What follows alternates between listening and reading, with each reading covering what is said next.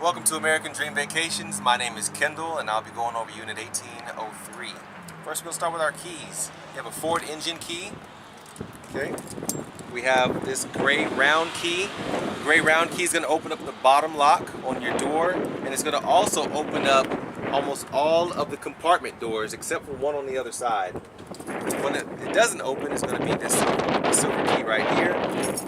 And this little key is going to open up your TV compartment and the engine compartment, okay? And this one's going to open up the deadbolt on top. So here you have your TV compartment, like I just said. It receives antenna signal, and you also have an exterior radio. Sound comes from here in these speakers. Lock this. And then you can lock the other one also. In here we have storage. It's quite a large pass-through storage. It goes all the way to the other side, so you can put picnic tables, lawn chairs, fishing rods, whatnot in there. We also have another pass-through storage. Okay. Here we have our water heater. You don't have to do any access to this, but it does get hot, so be careful what you put over here in this area. Same goes for your furnace. You're going to have exhaust heat coming from both of these, so be careful. And this is the back of your refrigerator. These three things you don't need to access, so it's just there for maintenance only. Side here we have storage, and we have our inverter. Inverter converts 12 volt power to 120 volt power, and that's what this box does right here.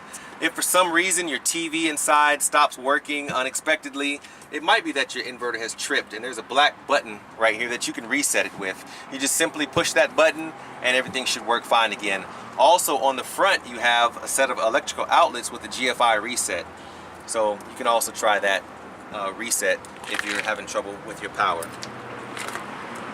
Above here we have an electric awning. The controls for the awning are inside. We're going to go over those on part 2. We have a little bit of storage here, and also you can see that you have your freshwater tank. There's a sensor inside that tells you when it's full, but they just made it simple to see also from out here and also for maintenance purposes.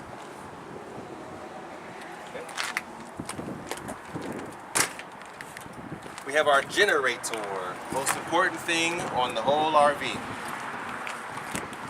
So to start your generator, there's a start-stop switch inside that we're going to go over, but all generators are built with a start-stop switch on them. To start them, you hold the stop prime button, which is going to prime the engine. When the red light comes on, then you're free to start the engine. You're going to hold the button until the engine comes all the way on.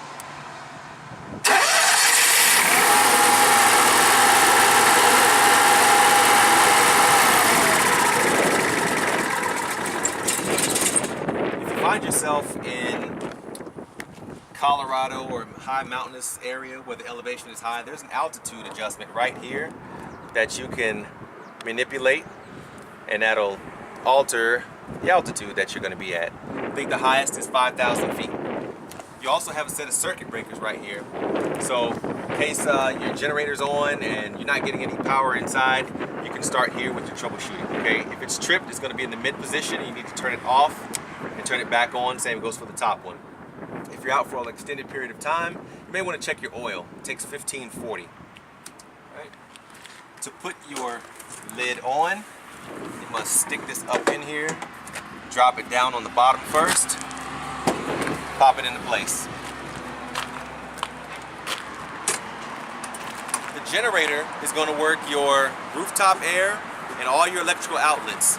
So you're going to have 2 air conditioners on the roof, and your electrical outlets are going to be mainly your TVs, your kitchen appliances, that type of thing. So if your generator's not on, you need to be plugged in at a campsite to get those things to work. Okay. Down here we have our cable, our electrical connections. Starts here with 50 amp service. If you're plugged in at a campsite and you use this one here to plug into their power, this is 50 amp service. It's going to get you 2 air conditioners and everything inside. So that's 2 rooftop air and everything inside. If you pull up to a campsite and they have 30 amp service, it's going to look like this. And this means you can only use one air conditioner on the roof. Pick which one you want, but only one is going to work, and then you can still work all your appliances inside, okay? If you want to go to the house before you start your journey and you want to plug into the house, you can keep your batteries charged, you can keep your fridge cold, run all your appliances, but no rooftop air can be used off of your home electricity. You can plug this into an extension cord and you can just use everything inside but nothing on the roof, or you'll trip the breaker at your house because it's probably only rated for 15 amps or 20 amps. Okay? So we'll plug this back in over here. Right. You have a rear ladder, which is used for maintenance. If you're out at the track or whatnot, please do not use this to go up on the roof. It's not designed for that. It's only used for roof maintenance. And you also have a rear camera up there. When you put your vehicle in reverse, the camera will come on, and there's a little monitor right there on the dash for you to look at.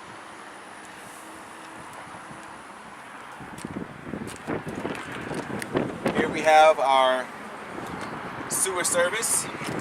You have the black tank and you have a gray tank. The black tank is for your rear bathroom toilet.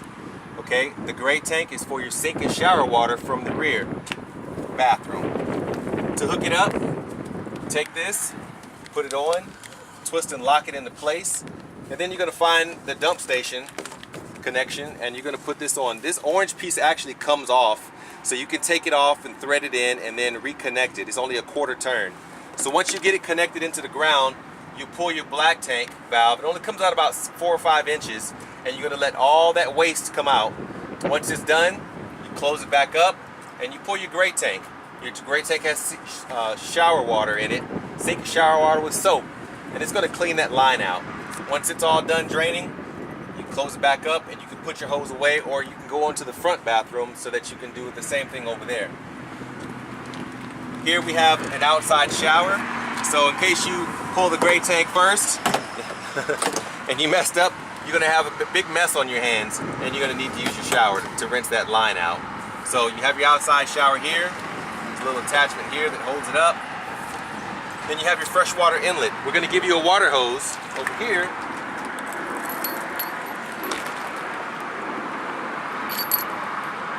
When you get to where you're going, you're going to take the orange side and you're going to plug it into the water supply. And you got to make sure you have this regulator on the end because the city water pressure is too great for the lines that's inside this RV. So you plug that into there and you thread the other side into here. Okay? Once you get all that done, you can turn your water on. As long as it's in the normal, you're going to get water going inside the RV with city water pressure. If you don't have this hooked up, you have fresh water that we're going to provide you, and you just leave it in the normal position, and you can turn the water pump on, and it's going to pull from that water tank that you saw on the other side.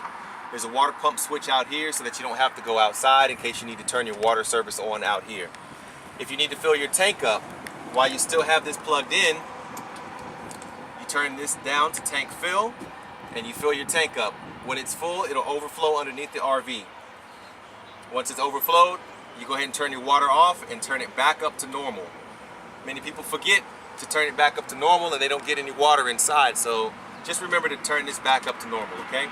You also have satellite and cable connections. We don't provide you any kind of satellite for this RV, but when you get to a campsite, maybe they do, and this is where you would hook in at, okay?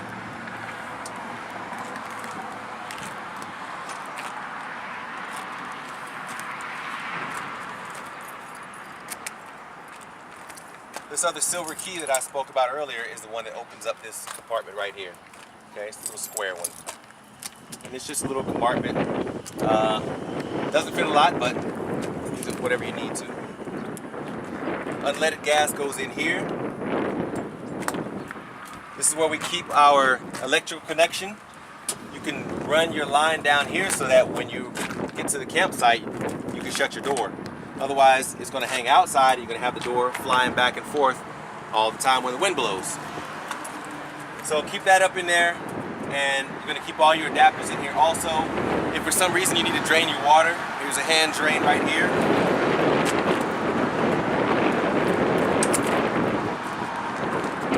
Over here we have our front bathroom service. Again, you have your black and your gray. You're going to take the same connection that we used over there and hook it up here the exact same way. You're going to take your cap off, hook your other piece on, twist and lock into place.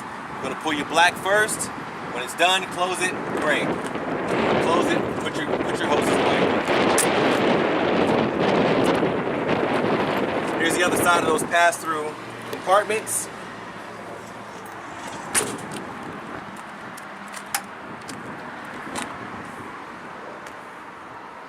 Okay. Here we have a bunch of little circuit breakers. They're push button circuit breakers. So if something's acting wrong or you're not quite sure, possibly you can start troubleshooting here also. And when they're tripped, they pop out and you just push it back in. Okay. And under here we have our propane tank. Propane fill is here. We're going to give you about half of a tank per rental. If you need to get more, that's going to be at your expense.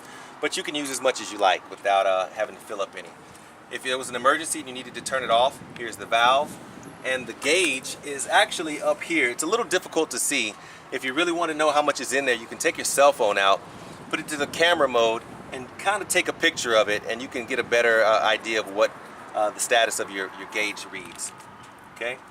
And then over here you have your hydraulics for your to lift the RV up, leveling jacks.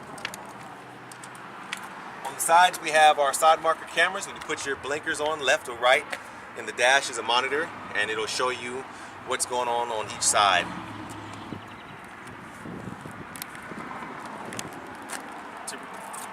To release the hood is actually a little hand release on both sides. Let's see, where is it at? Oh, there it is. It's right here, and there's another one on the other side. You have to flip those up at the same time to get the hood up. Okay, that's it on the outside. Let's go inside.